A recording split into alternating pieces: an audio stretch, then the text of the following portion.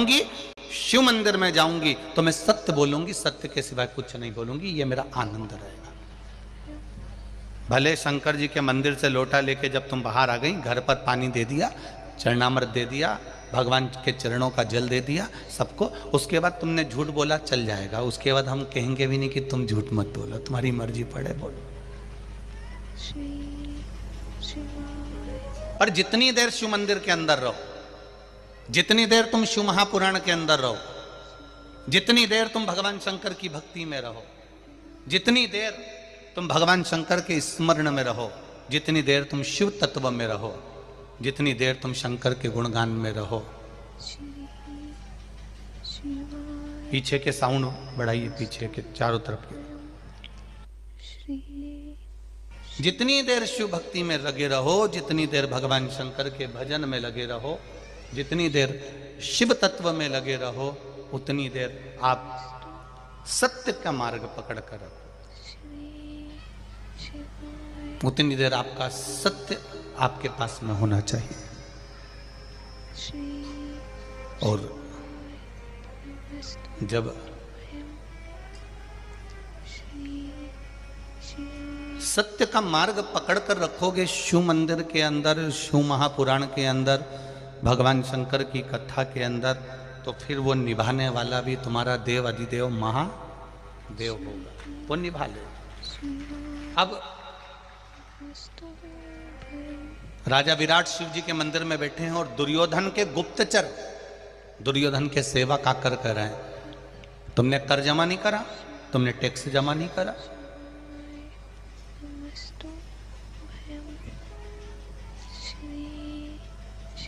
तुमने कर नहीं दिया है, तुमने टैक्स नहीं दिया है।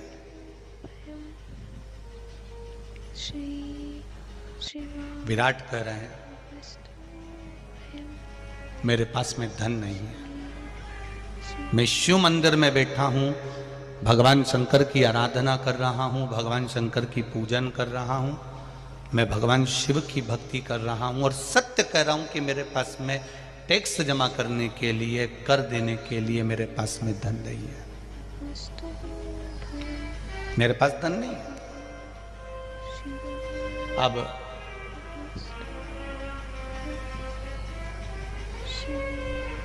दुर्योधन भी शिव जी को मानता था तो भगवान शंकर के मंदिर से चल दिया, ठीक है, कोई बात नहीं।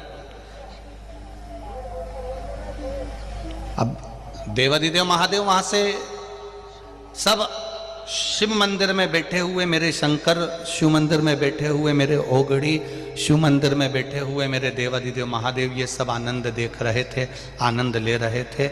राजा विराट के यहाँ से मंदिर से जैसे ही निकलकर दुर्योधन चला, और दुर्योधन जैसे ही निकल के चला तो इतने में जो दुर्योधन के गुप्तचर थे, दुर्योधन के जो सेवक थे, उन सेवकों ने राजा विराट की गौशाला को देखा कि उस गौशाला में इतनी सारी लाखों गाय हैं, इतनी गाय,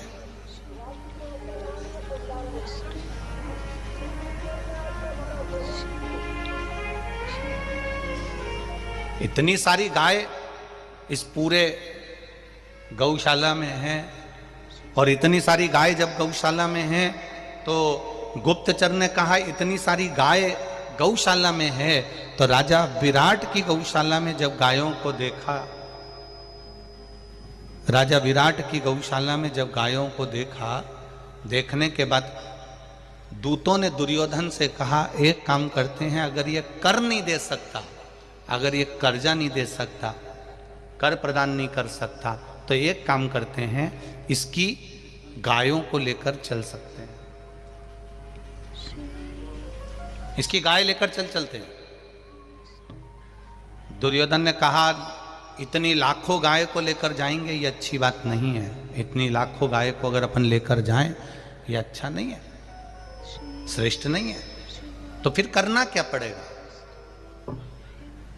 तब दुर्योधन के गुप्तचर ने, दुर्योधन के जो साथी थे, उन्होंने कहा एक काम करो, गाय के सोने के सींग लगे हैं, गाय की पीठ सोने की बनी हुई है, गाय के पांव में सोने के नूपुर लगे हुए हैं, गाय के गले में सोने की घंटी लगी हुई है, गाय की पूंछ पर सोने का आनंद लगा हुआ है। एक काम करो, पूरा सोना उतार लो। अब देखिएगा जरा, बहुत समझ की कथा है ये, बहुत ध्यान देने वाली कथा है।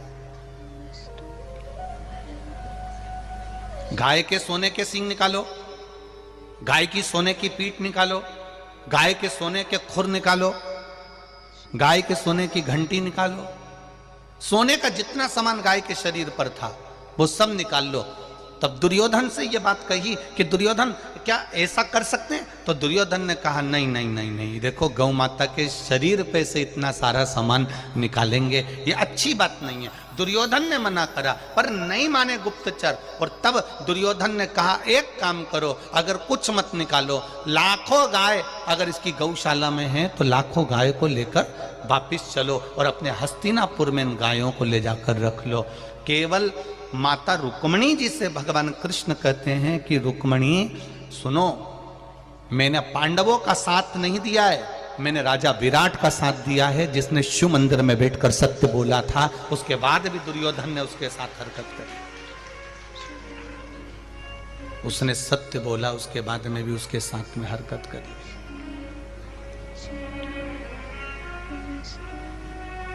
वो तो सत्य बोला है, और सत्य बोलने के बाद में भी उसकी हरकत जो कर रहा है दुर्योधन वो श्रेष्ठ नहीं है। जो उसने करा उसमें श्रेष्ठता नहीं। शिव महापुराण की कथा कर रही है आशुतोष, शिव महापुराण की कथा कर रही है कि आप शिव के मंदिर में बैठकर आपकी जब सत्य भाव प्रकट होता है, शंकर के मंदिर में बैठकर आपका जब हृदय से आप सत्य भाव प्रकट करते हो तो शंकर आपका साथ निभाता है।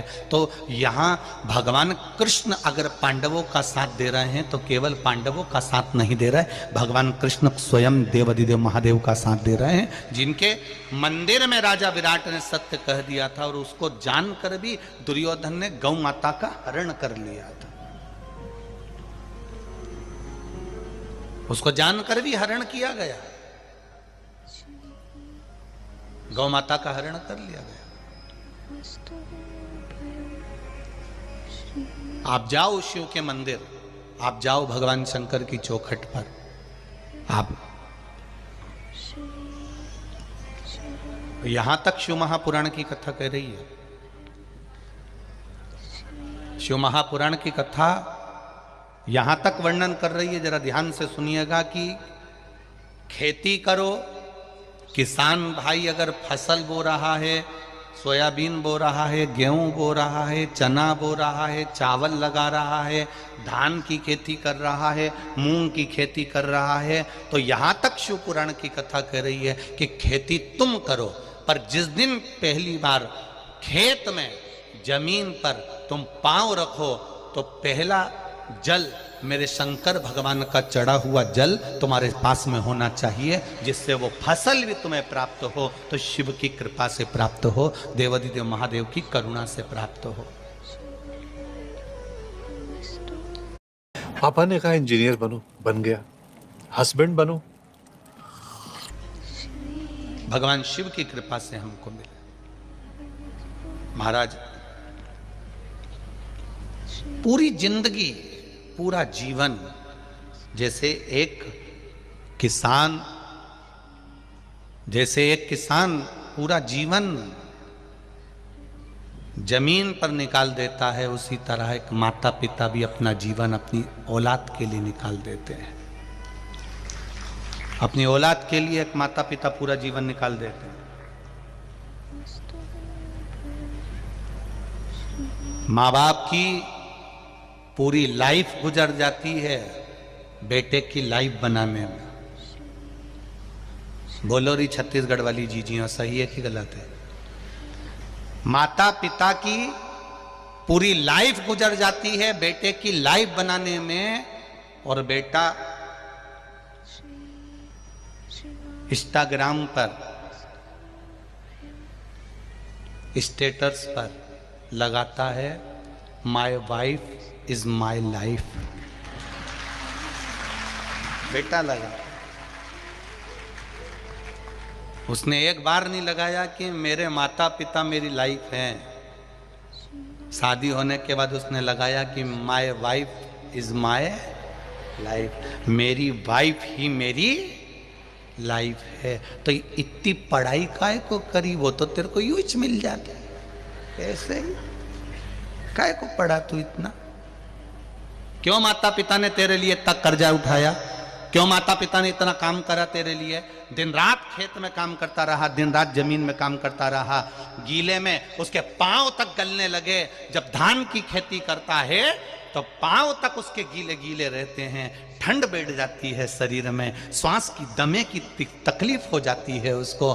ठंड, गर्मी, बारिश सब ऐसे ही निकाल देता है केवल अपने बच्चे की लाइफ बनाने के लिए। और बेटा जब बड़ा हो जाता है, वो लाइफ जब बन जाती है, खूब पढ़ लेता है, शादी भी माता पिता कर देते हैं, तब स्टेटस पे लगा देता है, इंस्टाग्राम पर डाल देता है, फेसबुक पर डाल देता है, my wife is my life. तब उस माता पिता को स्टेटस देखना नहीं आते, माता पिता को उसका मोबाइल चेक करना नहीं आता।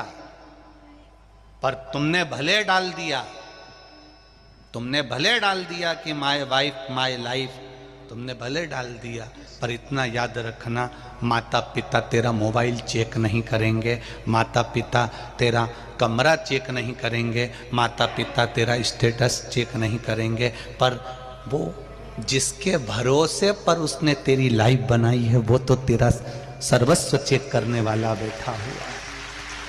सर्वस्व जिसने तेरी लाइफ बनाने में सहयोग दिया है वो देवाधिदेव महादेव ने,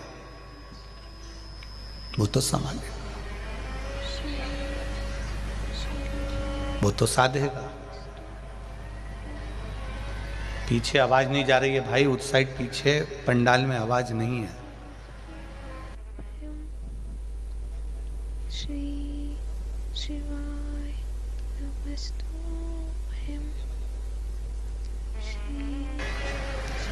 शंभू,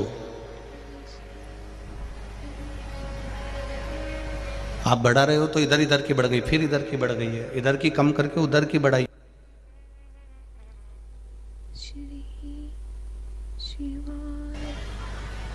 अपनी जिंदगी, अपना जीवन,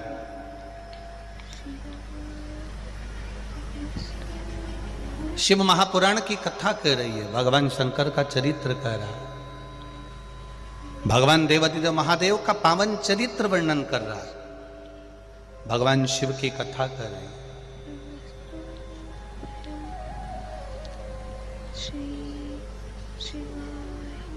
घर के माता पिता भी शिव का एक स्वरूप होते हैं, घर के बुजुर्ग भगवान शंकर का एक स्वरूप होते हैं। कोई कहे हमारे माता पिता भेद करते हैं, कोई कहे कि वो बड़ों को चाहते हैं, छोटे को चाहते हैं, कोई के मंझले को चाहते हैं, कोई के चौथे नंबर को चाहते हैं, कोई के तीसरे नंबर को चाहते हैं, कोई के दूसरे नंबर को चाहते हैं, कोई के पहले नंबर को चाहते हैं, कोई कहे 5वें नंबर को चाहते हैं। शिव पुराण की कथा कर रही है, वो किसी को भी चाहे, पर कर्तव्य तुम्हारा होना चाहिए कि वो जन्मदाता है तुम्हारे, इसलिए तुम उनका आदर करो, तुम उनका सम्मान करो, तुम उसका सत्कार करो। वो जन्मदाता है तुम्हारा।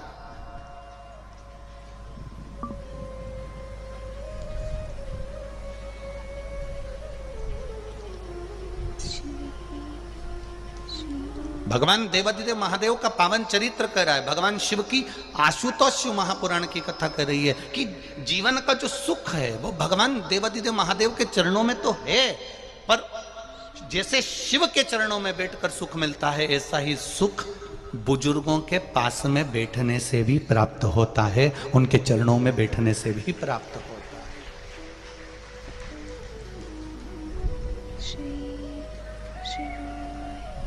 एक पत्नी हमेशा अपने पति को रुआब दिखाती है, छत्तीसगढ़ की नहीं है? एक पत्नी अपने पति को हमेशा रुआब दिखाती है कि मैं अपना घर छोड़कर आई, मैं अपना परिवार छोड़कर आई, मैं अपना पूरा बहन भाई छोड़कर, पूरे परिवार को छोड़कर मैं तुम्हारे लिए आई हूं, तो एक पति को भी रुआब दिखा कर कह देना चाहिए कि मैं भी तेरे चक्कर में अपने माता पिता से बुरा हो रहा हूं, मैं भी हो रहा हूं। ऐसा नहीं कि केवल तू ही है। नारी तो अपने घर का केवल मायके को छोड़कर ससुराल में आती है, पर सबसे ज्यादा अगर दुख झेलना पड़ता है तो पति को झेलना पड़ता है। माता पिता कहते हैं जब से वो आई तो उसका हो गया, और ये दिन भर टाचा मार मार कर कहती रहती है तुम्हारे माँ बाप, तुम्हारे माँ बाप, तुम्हारे माँ बाप, तुम्हारे माँ बाप। अब बेचारा मंदिर के घंटे की तरह बीच में टंगा रहता है, बीच में टंगा। किसकी ओर बोले वो, किससे कहे?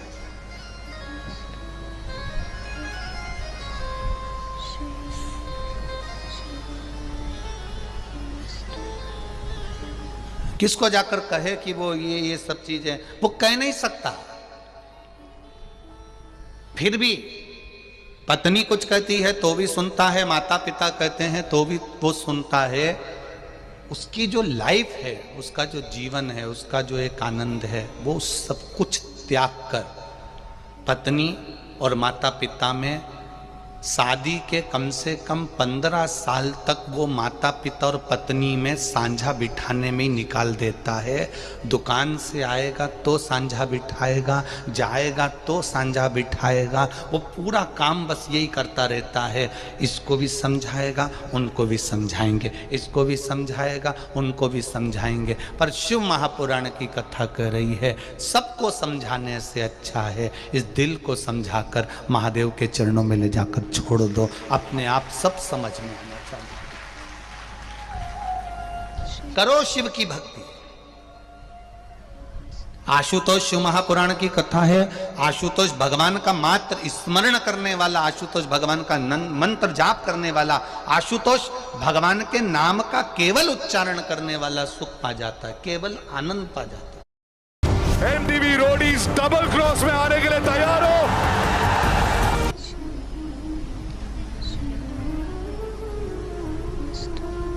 भक्ति करेगा तो बड़ा ही सुख पाएगा, भक्ति से आत्मा का मेल जुल जाएगा।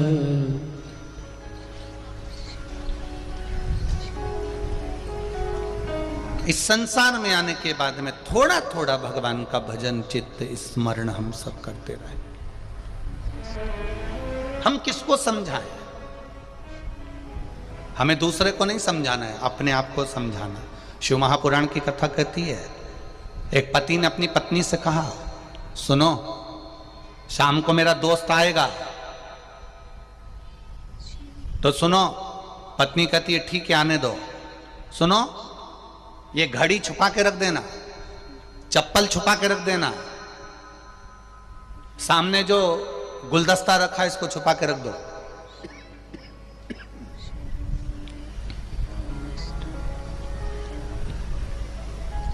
घड़ी छुपा दो, चप्पल छुपा दो, सामने सामान रखा है उसको छुपा दो, मोबाइल छुपा के रख दो। इतने में पत्नी ने बोला क्या तुम्हारा दोस्त चोर है जो तुम बोल रहे हो कि घड़ी छुपाओ, ये छुपाओ, वो छुपाओ? पति बोला नहीं, वो अपने सामान को पहचानता है,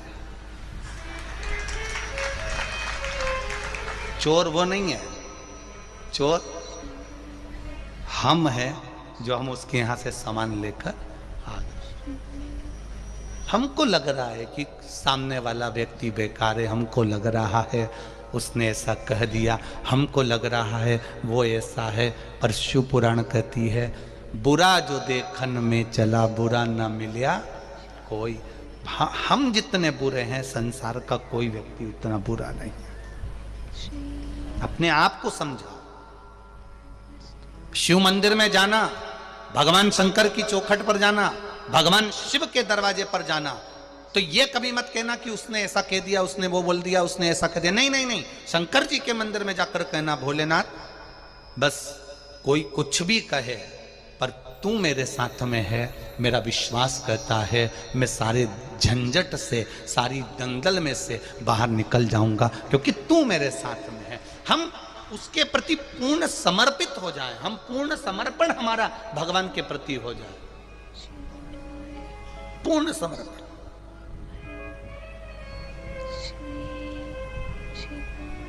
कितना सुंदर संवाद है। पार्वती मैया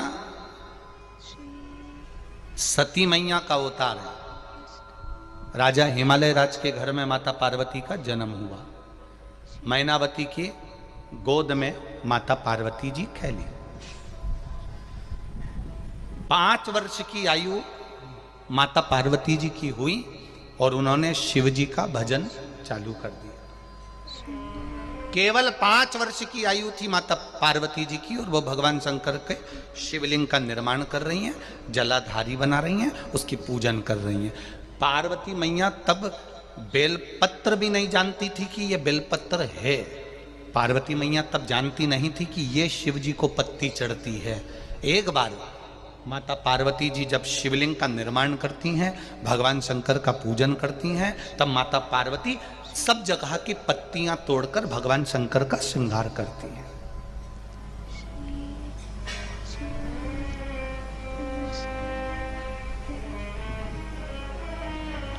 पार्वती मैया शंकर जी का श्रृंगार कर रही और उनकी माता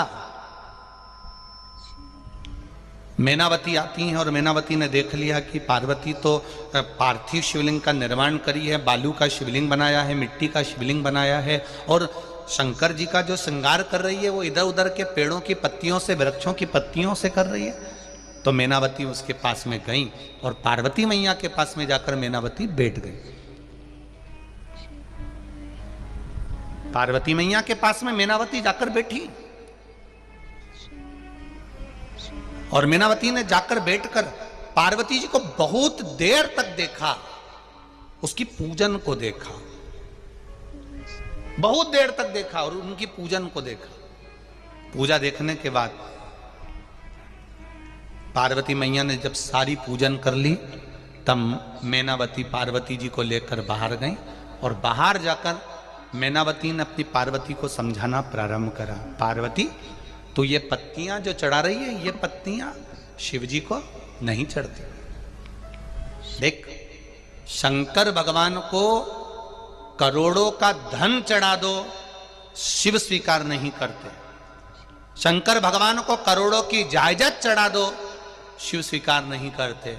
शिव को केवल एक बेलपत्र चढ़ा दो तो करोड़ों के धन से बड़ी धन संपदा एक बेलपत्र में होती है। तो पार्वती जी ने पूछा, मां वो बेलपत्र कैसी होती है? मां वो बेलपत्र है कैसी?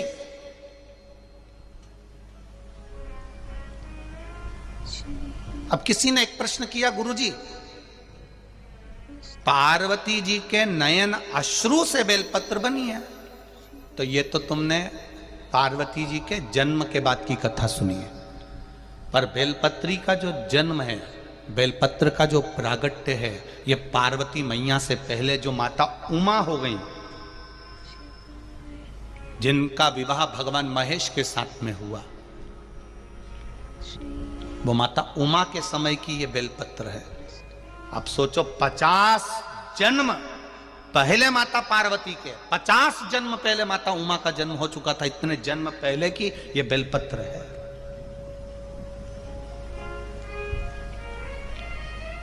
हम कई बार व्यासपीठ से कह देते हैं, लोग उसको हंसी में ले लेते हैं। हम कई बार कहते हैं, अगर आपने पार्वती जी को नहीं देखा, सती माता को नहीं देखा, उमा माता को नहीं देखा, कात्यायनी को नहीं देखा, कुष्मांडा को नहीं देखा, बमलेश्वरी को नहीं देखा, जगदम्बा को नहीं देखा, अन्नपूर्णा को नहीं देखा, आपने स्कंदा आदिक महागौरी जितनी माताएं हुई, इनका अगर दर्शन नहीं कराओ तो एक बेलपत्री को जब शंकर जी पे चढ़ाओ और शंकर जी पे चढ़ी हुई बेलपत्र जब उठाकर जब उसको अपने मस्तिष्क से लगाओ, समझ लेना कि सारी माताएं उस बेलपत्र के अंदर विराजमान हो जाती हैं जो शिव के पास में चढ़ी जाती हैं। एक बेलपत्री में 64 योगनियां विराजमान है, एक बेलपत्री में 33 कोटि देवता विराजमान है, एक बेलपत्री में अष्ट भैरव विराजमान है, एक बेलपत्री में अष्ट विनायक विराजमान है, एक बेलपत्री में अष्ट लक्ष्मी विराजमान है, एक बेलपत्री में 33 कोटि देवताओं का आनंद विराजमान है। वो बेलपत्र कोई साधारण नहीं होता। पार्वती तू शिव जी को एक बेलपत्र चढ़ा। ये माता मैनावती अपनी पार्वती को कह रही है। कहां कह रही है? पूजन वाली जगह से बाहर ले जाकर। अब जरा समझ लीजिए, छत्तीसगढ़ के और जितने लोग आस्था चैनल पर कथा सुन रहे हैं, जितने लोग फेसबुक यूट्यूब पर सुन रहे हैं और जितने लोग यहां बैठकर कथा सुन रहे हैं, मैनावती में और हम में अंतर है। हम व्यक्ति को टोकते कहां पर हैं? भगवान की जब वो पूजन कर रहा होता है तब। मैनावती ने वहां नहीं टोका, पार्वती को वहां नहीं बोला। मैनावती ने देख लिया कि पूजन कैसी कर रही है, पत्ती कैसी चढ़ा रही है, क्या कर रही है, तब पार्वती मैया का हाथ पकड़कर बाहर लेकर गई शंकर के मंदिर से, शिवालय से बाहर ले जाकर मैनावती ने कहा कि पार्वती, शिव जी को अगर तू बेलपत्र चढ़ाएगी तो शंकर भगवान स्वीकार करेंगे। ऐसे तुझे बेलपत्र चढ़ाना है, ऐसे तुझे जल चढ़ाना है। ये शिव जी के सामने मैनावती ने नहीं कहा, शिव जी के पास से जाकर कहा। क्यों? अगर मैनावती कहती है मैं शंकर जी के सामने बैठकर तुझे अगर ज्ञान दूंगी तो वो ज्ञान श्रेष्ठ नहीं होगा। भगवान को लगेगा कि मैनावती को इतना अहंकार आ गया, इसलिए मैं वहां ज्ञान नहीं दे सकती, मैं तो भोलेनाथ जी के चरणों की दासी हूं, बाहर जाकर समझाऊंगी। और हम उल्टे, मेरे महादेव को तुम्हारे सोने की जरूरत नहीं पड़ेगी, मेरे महादेव को तुम्हारे चांदी की जरूरत नहीं पड़ेगी, मेरे महादेव को तुम्हारी दौलत की जरूरत नहीं पड़ेगी। मेरे महादेव को केवल दुख की घड़ी में जितना बन सके देवाधिदेव महादेव के पास एक लोटा जल लेकर पहुंच जाओ या चावल का दाना लेकर पहुंच जाओ। एक बेटी ने प्रश्न किया है कि गुरुजी,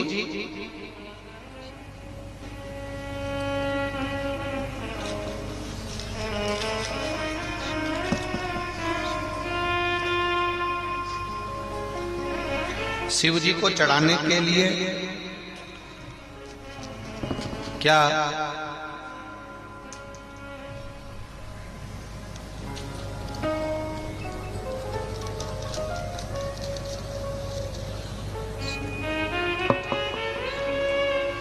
बासमती चावल जरूरी है?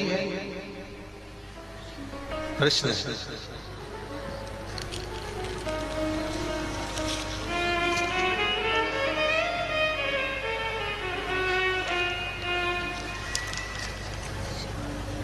ये प्रश्न छत्तीसगढ़ के कर सकते हैं पक्का।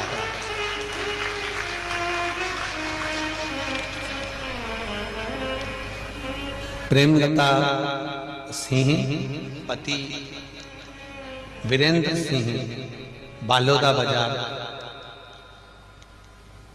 पुत्र प्रत्युंशा सिंह हमारी तरफ से आपके श्री चरणों को नमन करते हैं। रोज कथा सुनते हैं और रोज बाबा के मंदिर जाते हैं, आपकी कृपा बनी हुई है।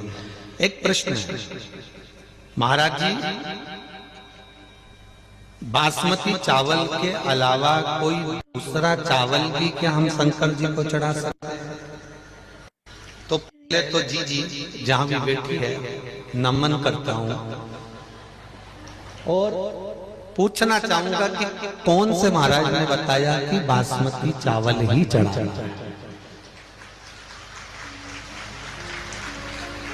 जहां भी बैठी हैं हमारी बहन है और बहुत अच्छा प्रश्न किया है उन्होंने। ये संपूर्ण विश्व के कल्याण का प्रश्न। आज लोगों ने भगवान शंकर की पूजन को या देवताओं की पूजन को महंगा करना चालू कर दिया, पर मेरे देवाधिदेव की पूजन में कुछ महंगा नहीं है। उसको तो एक लोटा जल सारी समस्या का हल है।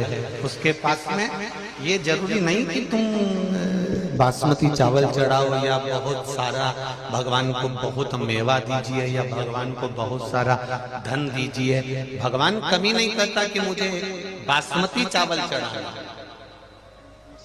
जब शंकर जी थे उस समय पर बासमती चावल था।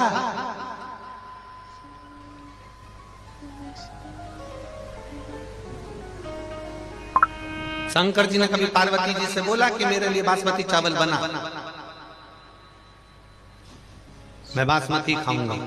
नहीं, ये भ्रम है। हमको लोग भटका देते हैं थोड़ा सा धन और वैभव के चक्कर में। ये सोचते हैं कि बासमती चावल अगर भगवान को चढ़ाएंगे तो हमको भी खाने को मिलेगा। ये इसमें श्रेष्ठता नहीं है।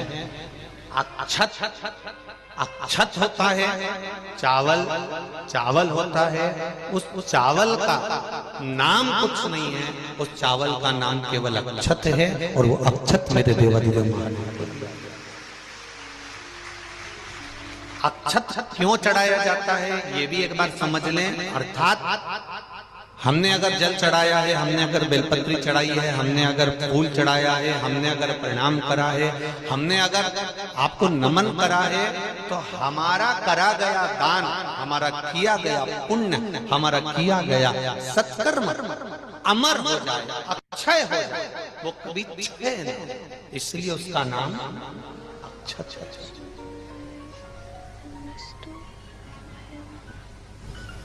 वो कभी समाप्त ना और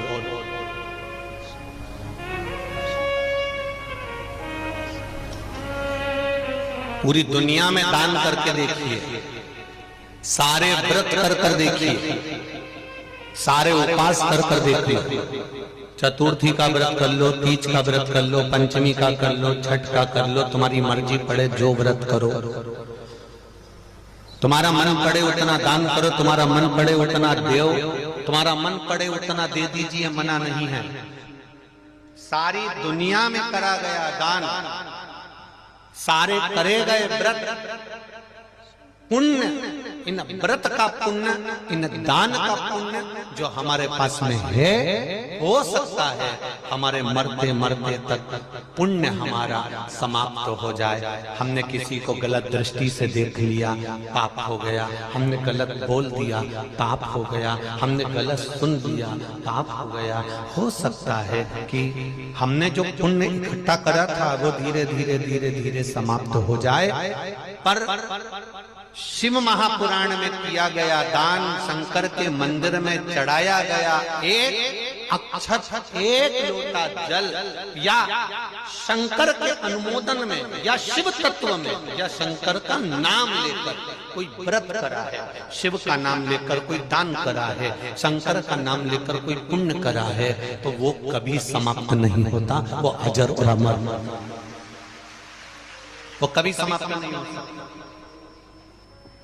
सारे पुण्य मरते समय तक समाप्त हो सकते हैं। जैसे आपके पास में 10,000 रुपए हैं, अब आपके पास में 10,000 रुपए हैं, तो आपने वो 10,000 रुपए में गैस की टंकी भी खरीद ली, लाइट का बिल भी दे दिया, खाने का सामान भी लिया है, डीजल का पेट्रोल का भी लगा दिया। अब तुम्हारे पास में वो 10,000 रुपए जो रखे थे वो तो सारे के सारे खत्म हो गए। कहीं जा रहे थे, वो 10,000 रुपए तुम्हारे समाप्त हो गए। ध्यान देना, हमने व्रत करा 2,000 कमाए, हमने तप करा 2,000 कमाए, हमने पुण्य समझ लो व्रत कर कर, तप कर कर, साधना कर कर, दान कर कर, भजन कर कर, कथा सुनकर, कीर्तन कर कर, हमने पुण्य तो इकट्ठा कर लिया। पर हो सकता है कि मरते समय तक हमारा सारा पुण्य धीरे धीरे धीरे धीरे करके समाप्त हो जाए। पर शिव महापुराण का पुण्य जो आप शंकर भगवान की ये पावन कथा सुन रहे हो, आस्था चैनल पर, फेसबुक, यूट्यूब पर कथा को श्रवण कर रहे हो, जितना आप आनंद के साथ इस कथा को श्रवण कर रहे हो, पंडाल में बैठकर कथा सुन रहे हो, चाहे तुम्हारा मन पड़े जहां बैठकर कथा सुन रहे हो, पशुपति व्रत कर रहे हो, सोमवार का व्रत कर रहे हो, शंकर जी के मंदिर में एक लोटा जल चढ़ा रहे हो, ये लिख कर रख लेना, ये पुण्य तुम्हारा जीवन पर्यंत समाप्त नहीं होता। ये अजर और अमर, ये कभी समाप्त नहीं होगा, ये निश्चित रहेगा। अक्षय।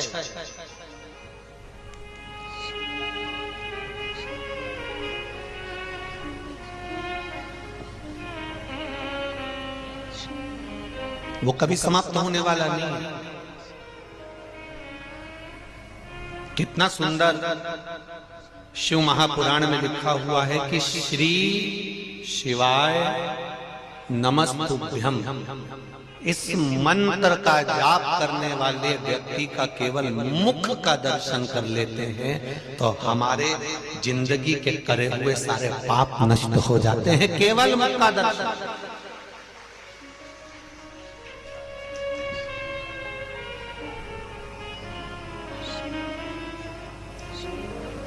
केवल मुखाग्रविंद का दर्शन करने वाले, दुख की घड़ी में घर का सोना, दुख की घड़ी में तकलीफ के समय पर घर की चांदी, घर का सोना सुनार की दुकान पर जाता है, उसी तरह दुख की घड़ी में तुम किसी के दरवाजे पर हाथ पैर जोड़ने मत जाओ।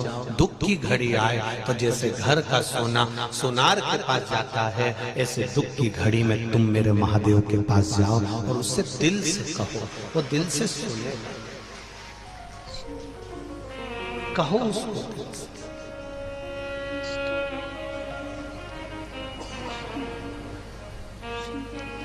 शंभु शरणे पड़ी मांगो घड़ी रे घड़ी, दुख काटो दया करी ने दर्शन दया करी ने दर्शन। घर का सोना दुख के समय पर सुनार के आ जाता है। जब दुख की घड़ी आए कहीं जाओ मत जाओ, पर मेरे महादेव के पास 2 क्षण, 1 पल, 1 घड़ी जाकर बैठो, जाओ।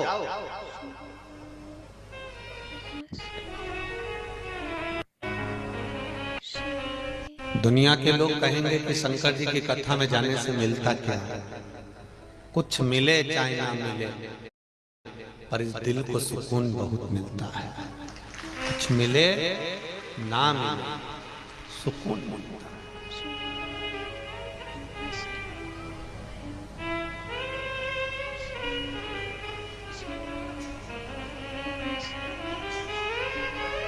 कितनी दूर दूर से आप लोग कथा को सुनने के लिए आए हो, ना जाने कहां से यहाँ पहुंचे हो। ठंड कड़ाके की पड़ रही है,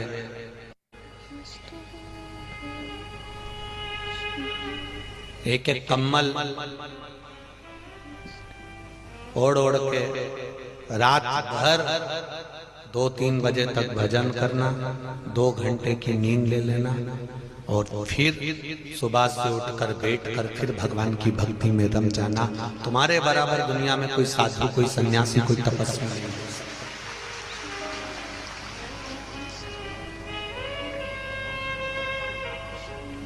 कोई साधु नहीं है तुम्हारे बराबर, कोई संत नहीं है तुम्हारे बराबर।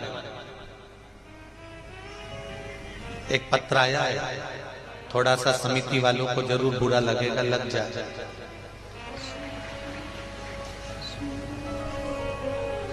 जहाँ की कथा हम जहीं छोड़कर जाते हैं, इसलिए बोलने में पीछे हटते नहीं है। वैसे और वाला महाराज बेकार है और बेकार से।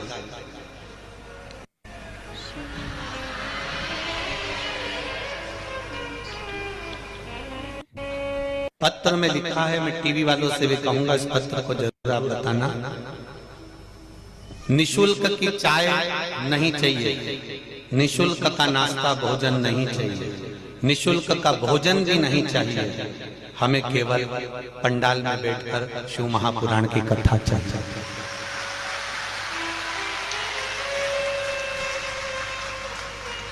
बहुत दूर से आते हैं केवल इस शंकर को पाने के लिए, और पूरे पंडाल में अगर वीआईपी बैठ जाएं तो हम कहां जाएं? आप बताओ।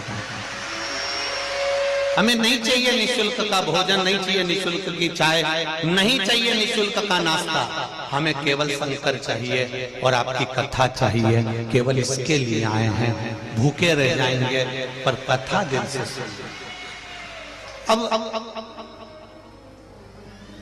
मेरा थोड़ा सा इस व्यासपीठ से समिति से भी निवेदन है, जो कार्यकर्ता हैं उनसे भी निवेदन है, बहुत दिल में इनके इतनी ठंड में कड़ाके में आपके घर के जितने कार्यकर्ता बैठे हैं, अपने घर की माता को, अपने घर के पिता को इतनी कड़क की ठंड में यहाँ लाकर पटक कर देखो एक बार।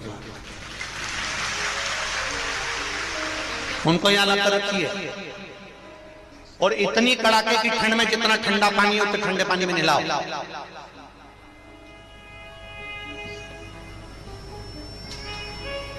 और फिर कहो कि शिव महापुराण की कथा सुनो।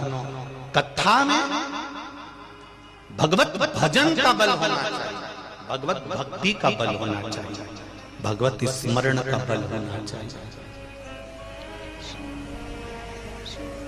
और जब यह भजन का बल बढ़ता है तब सुख अपने आप मिलता है।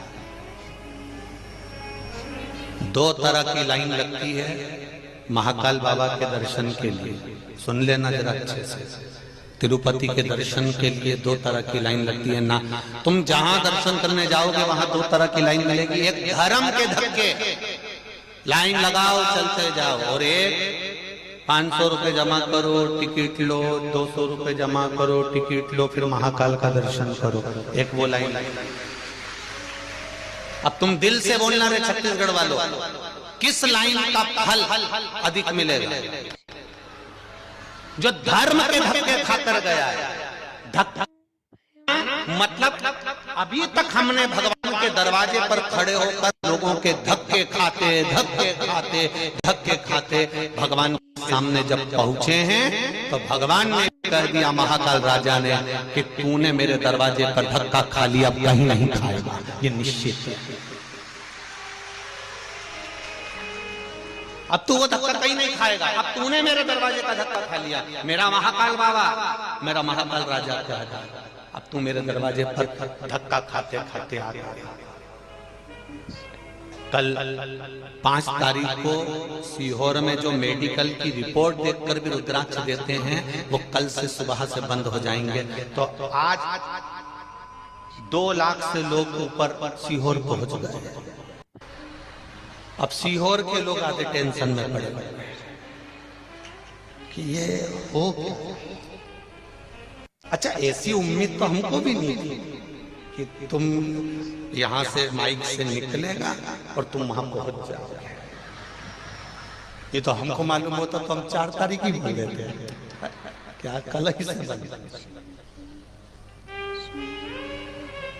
और यहाँ जितनी ठंड पड़ रही है इससे 4 गुना ज्यादा ठंड सीहोर पड़ रही है। 4 डिग्री टेम्परेचर है, यहाँ से ज्यादा ठंड पड़ रही है। उसके बाद भी आपका विश्वास, आपका भरोसा और आपकी दृढ़ता इतनी प्रबल है कि आप भक्ति के बल पर करो विश्वास शिव पर। दुख की घड़ी में सोना जाए सुनार की दुकान पर, दुख की घड़ी में घर का जेवर दुकान जाता है दुकान पर। दुख की घड़ी में तुम सोना भले लेकर मत जाना, चांदी भले लेकर मत जाना, बासमती चावल भले मत लेकर जाना। दुख की घड़ी में ये दिल लेकर मेरे महादेव के पास चले जाना। समझ, केवल दिल, केवल विश्वास, केवल भरोसा, दृढ़ता, विश्वास।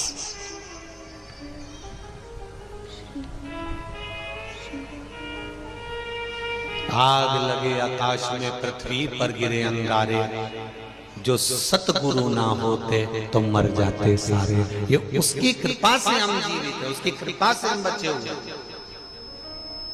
और विश्वास की दृढ़ता होती है। विश्वास का जब बल बढ़ता है, दृढ़ता बढ़ती है, भरोसा बढ़ता है, जब भगवान के चरणों की भक्ति बढ़ती है, तब जीवन का एक सुख अपने आप प्राप्त हो जाता है। एक माता ने पत्र में लिखा है कि मेरे यहाँ जो काम करती है भाई, उसको गठान हो गई थी चेस्ट में और 2 गठान हो गई थी। जिसने लिखा है वो बालोदा बाजार की कोई माता है।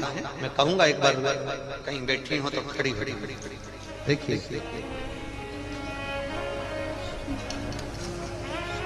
जिसने पत्र लिखा है।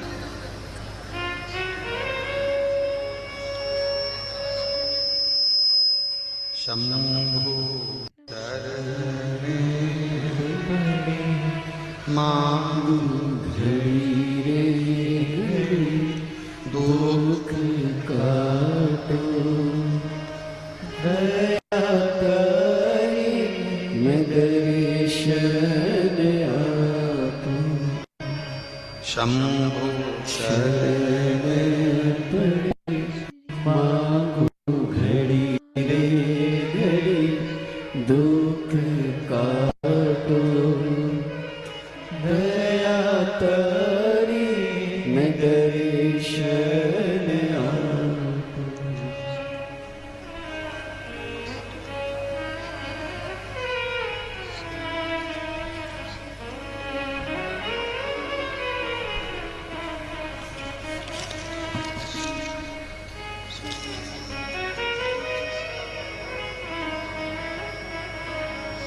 शंभो शरणे पड़े मांगो घड़ी रे काटो दया करी मगर शरण आपो ओ दया करी मगर शरण आपो पत्र सीमित नहीं है। जो जिन्होंने लिखा है वो खड़ी हो जाए अगर बैठी हो कि हमारे यहाँ कोई एक कार्य करती है भाई और उनको चेस्ट में गठान हो गई और हॉस्पिटल में भी दिखाया, दूसरे हॉस्पिटल में भी दिखाया, फिर बाद में शिव जी पे चढ़ा हुआ जल और एक बेलपत्र खाना चालू करी, तब जाकर खड़ी है। हाँ दोनों हाथ हिला देना दीदी जहां भी हो। हाँ उधर है क्या? दोनों हाथ हिला तो एक बार ऐसे दिख जाओगे। श्री शिवाय नमस्ते। तो उन्होंने लिखा, हमने डॉक्टर को भी दिखाया, बालोदा बाजार में भी दिखाया, फिर रायपुर दिखाया, पर आराम नहीं लगा। पर एक लोटा जल और एक बेलपत्र शिव को चढ़ी हुई खिलाई तो गठान धीरे धीरे गल गई शिव की कृपा से। बैठो बहन, हर हर। शिव तत्व इसको कहते हैं। आप जितना विश्वास कर कर भगवान शंकर को जल चढ़ाओगे, जितना विश्वास कर कर आप भगवान शंकर की शरणागति ग्रहण करोगे, जितना विश्वास कर कर आप शंकर भगवान को रिझाओगे, उतना देवदेव महादेव देंगे। चढ़ाना भी कितना है? एक चावल का दाना, एक बेलपत्र। और बेलपत्र नहीं भी है तो शिवजी पे चढ़ी हुई बेलपत्र धोकर वापिस भगवान शंकर को चढ़ा देने पर भी मेरा शिव स्वीकार कर लेता है। उसके मन में ये भाव नहीं होता कि तुम कहां से दे रहे हो, किसका दे रहे हो। वो तो ये मानता है कि तेरा स्पर्श मात्र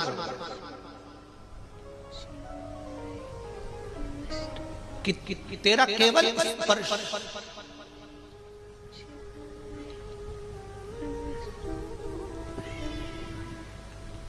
कितनी सुंदर कथा मिलती है महाराज। एक कथा का स्मरण आता है।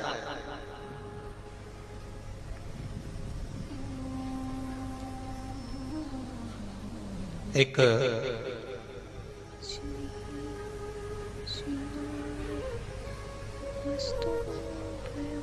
बार देवऋषि नारद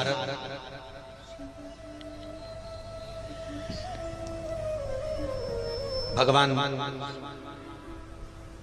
ब्रह्मदेव के पास जाते हैं और ब्रह्मा जी से जाकर निवेदन करते हैं कि मैं दिन भर श्रीमन नारायण करता हूँ, कोई राम राम करता है, कोई कृष्ण कृष्ण करता है, कोई दत्त दत्त करता है, कोई जगदम्बे अम्बे अम्बे करता है, कोई बमलेश्वरी कहता है, कोई राम कहता है, कोई कृष्ण कहता है, कोई शिव कहता है।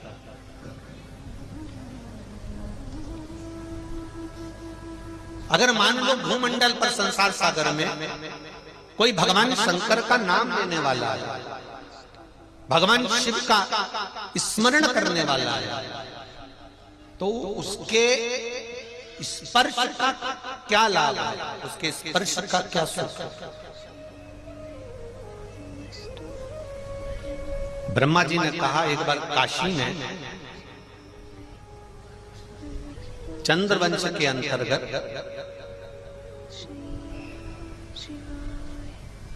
एक बड़े वीर राजा हुए जिनका नाम था दशहर,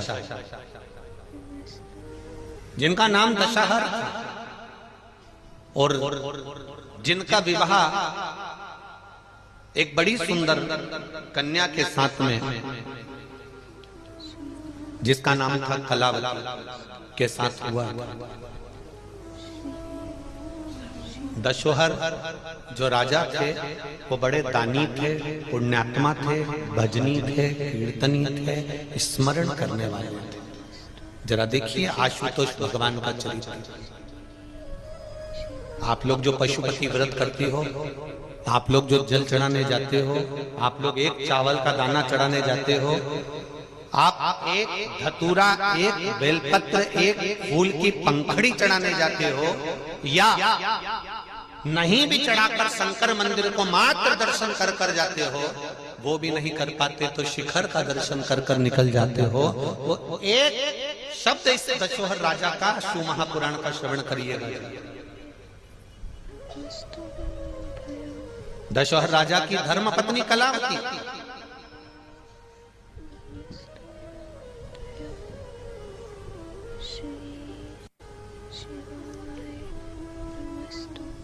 जो राजघराने में रहती है, राजपाट में रहती है, पर अपनी भक्ति को कभी नहीं छोड़ती। उसका नियम, ब्रह्मा जी कहते हैं उसका एक नियम बड़ा प्रबल है। एक लोटा जल लेकर भगवान शंकर के मंदिर में जाती है, मंदिर को पहले पूरा साफ करती है, साफ करने के बाद एक लोटा जल देवादिदेव महादेव को समर्पित करती है। फिर उसका एक नियम रहा है कि वो जल चढ़ाने के बाद में जो जलाधारी है, ये आज तो लेटर में भी शंकर जी हैं, तो आपको समझा दें। देखो ये यहाँ जल चढ़ाया, जितने लोग टीवी पर देख रहे हैं वो भी देखिए, यहाँ जल चढ़ाया। जल चढ़ाने के बाद दशहर राजा की जो धर्म पत्नी है कलावती, वो इस जगह पर जहाँ जलाधारी है, आप भी देख लीजिएगा, जहाँ जलाधारी है उस जगह पर वो अपना हस्त कमल रख देती है। जो जलाधारी होती है इस जगह पर, इस स्थान पर, और जितने लोग टीवी पर देख रहे हैं इस स्थान, वो अपने हस्त कमल को कलावती। जरा बहुत ध्यान से कथा सुनना, कोकड़ी वालों को ये कथा मिली है आशुतोष शिव महापुराण की कथा। केवल आशुतोष भगवान का नाम ही केवल एक ऐसा नाम है कि जो नारी, जो कन्या, जो पुरुष, जो लड़का, जो बच्चा अगर इस आशुतोष भगवान का केवल नाम का स्मरण कर लेता है तो उसके वैवाहिक जीवन में कभी तलाक नहीं होता, कभी विवाद नहीं होता, कभी क्लेश नहीं होता। ये वो आशुतोष भगवान।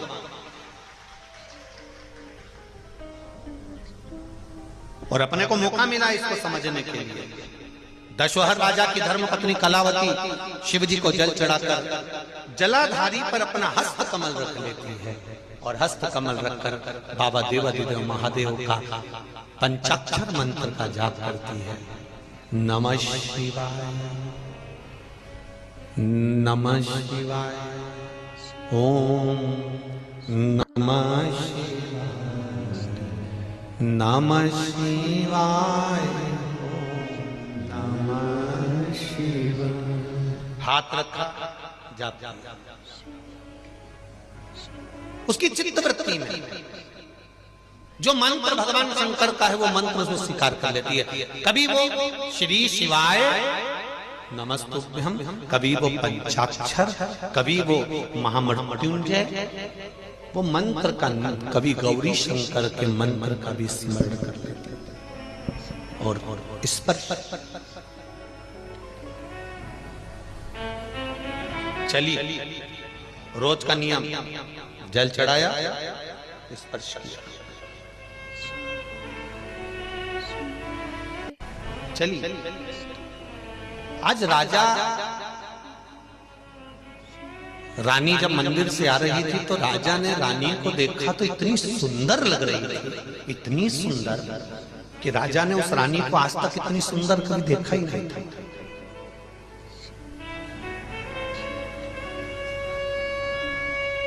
राजा ने कभी रानी को इतना सुंदर देखा ही नहीं था। ब्रह्मा जी स्वयं देवर्षि नारद से कह रहे हैं कि सुनो नारद, जब वो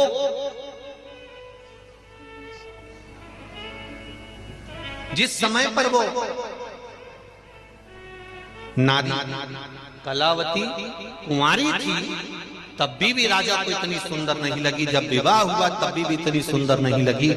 दशोहर राजा को उस दिन वो इतनी सुंदर लगी जिस दिन वो देवादिदेव महादेव के मंदिर से आ रही थी। हमने पहली कथा में कहा क्रीम की चमक 3 महीना 2 महीना 4 महीना रहेगी, क्रीम की चमक 2 4 8 दिन रहेगी, पर तुम्हारे अच्छे कर्म की चमक जिंदगी भर रहेगी।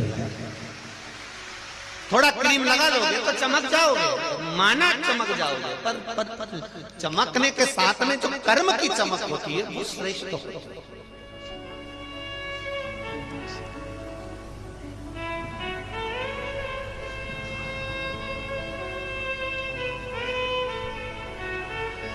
अच्छे कर्म की चमक जीवन पर्याप्त करे, वो कभी समाप्त नहीं हो सकती।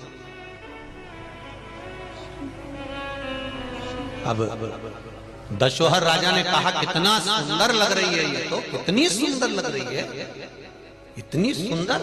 और दशोहर राजा ने तुरंत उसी समय उसी पल उसी घड़ी राजा ने तुरंत रानी को देखा, रोका उसको, सुनो सुनो। रानी शिव भक्ति में लगी थी, शंकर के भजन में लगी थी। श्री शिवाय नमस्तुभ्यं, श्री शिवाय नमस्तुभ्यं। उसे कोई मतलब नहीं था रानी को, बस वो बाजा। कलावती भगवान के भजन में इतनी रम गई, राजा ने उसको आवाज लगाई, उसने सुना नहीं। हाथ में जल का पात्र था, पूजा की थाली थी, कर चली जा रही है। राजा उसके पीछे पीछे चला, कक्ष में पहुंच गया। रानी ने थाली रखी, लोटा रखा और राजा ने रानी का स्पर्श कर, जब वो सुंदर लग रही थी तब राजा ने रानी का हाथ पकड़ा। जैसे ही रानी का हाथ पकड़ा, हाथ पकड़ते से राजा के स्पर्श मात्र करने से रानी ने कह दिया, सुनो स्वामी, मैं मंदिर से आ रही हूं, आज मेरा व्रत है, मैं शिव की आराधना में लगी हुई हूं। मैंने नियम लिया है, मैं 7 दिवस तक भगवान शंकर की भक्ति को धारण करूंगी, शिव नाम का उच्चारण करूंगी, शिव मंदिर में जाकर जल अभिषेक करूंगी, शंकर को रिझाऊंगी, आप मेरा स्पर्श मत करो। राजा ने नहीं माना और राजा ने स्पर्श कर लिया। स्पर्श करते से ही राजा का पूरा शरीर, हाथ, संपूर्ण शरीर राजा का तपने लगा, जलने लगा, शरीर में ऐसे घाव से उत्पन्न होने लगे। दशोहर राजा का शरीर पूर्ण तरह से जलने लगा, शरीर जल गया।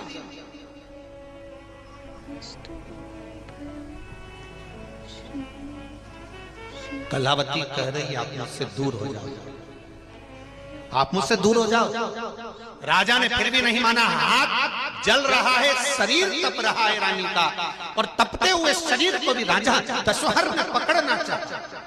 रानी ने फिर कहा, आप मेरे शरीर का स्पर्श ना करो, क्योंकि मैं देवालय से आ रही हूँ, मैं शिवालय से आ रही हूँ, शंकर के मंदिर से आ रही हूँ, शिव के द्वार से आ रही हूँ, शंकर के शिवालय से आ रही हूँ। किसी मंदिर से अगर मैं आती तो चल जाता, पर मैं आ रही हूँ शिवालय से। मंदिर में और शिवालय में अंतर होता है। मंदिर में भगवान की मूर्ति की प्राण प्रतिष्ठा रहती है और शिवालय में शंकर का शिवलिंग रहता है। भले वो प्रतिष्ठित हो गया, पर शिव रोज भ्रमण पर जाते हैं, इसलिए वो उनका घर